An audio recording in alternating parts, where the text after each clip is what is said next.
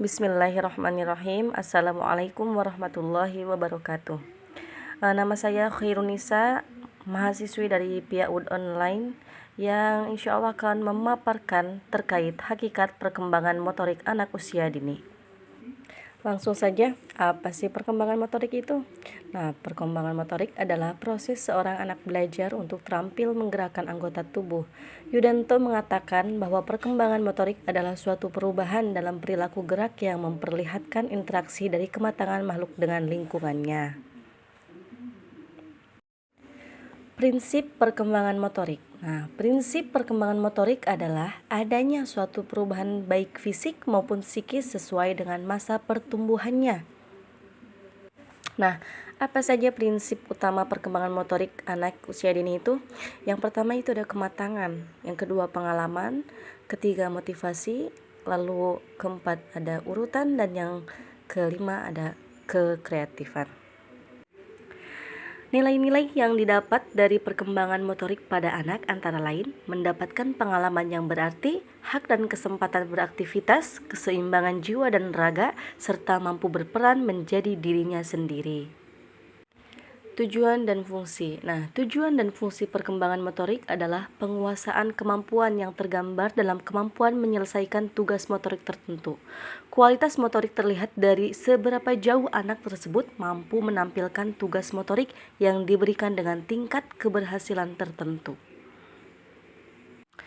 Kualitas motorik terlihat dari seberapa jauh anak tersebut mampu menampilkan tugas motorik yang diberikan dengan tingkat keberhasilan tertentu. Jika keberhasilan dalam melaksanakan tugas motorik tinggi, maka motorik yang dilakukan oleh anak efektif dan efisien.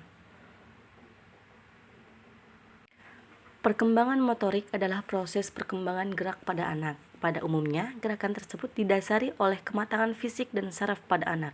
Nah, perkembangan motorik ini terbagi menjadi dua. Yang pertama ada motorik kasar dan yang kedua ada motorik halus. Nah, motorik kasar. Perkembangan motorik kasar merupakan perkembangan gerak yang meliputi keseimbangan dan koordinasi antar anggota tubuh, seperti merangkak, berjalan, melompat, atau berlari.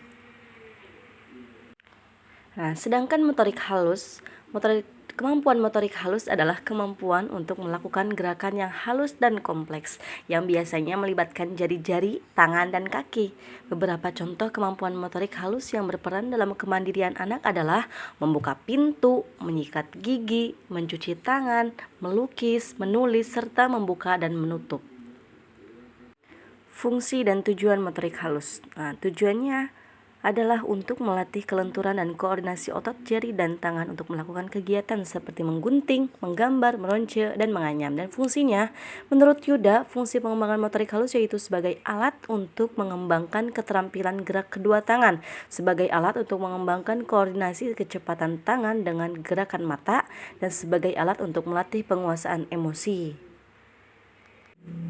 Kemampuan motorik kasar dan halus pada anak usia dini.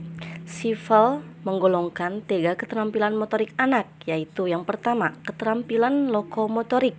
Contohnya berjalan, berlari, meloncat, ataupun meluncur. Dan yang kedua, ada keterampilan non-lokomotorik atau menggerakkan bagian tubuh dengan anak diam di tempat. Contohnya mengangkat, mendorong, melengkung, berayun, dan menarik. Dan yang terakhir, keterampilan memproyeksi atau menangkap benda. Contohnya menangkap dan melempar. Oke, sekian presentasi saya hari ini. Jika ada kurangnya, saya mohon maaf yang sebesar-besarnya. Semoga apa yang saya sampaikan berguna untuk diri saya sendiri dan banyak orang pada khususnya. Saya Khairunisa, pamit undur diri. Selamat siang dan terima kasih. Wassalamualaikum warahmatullahi wabarakatuh. See you.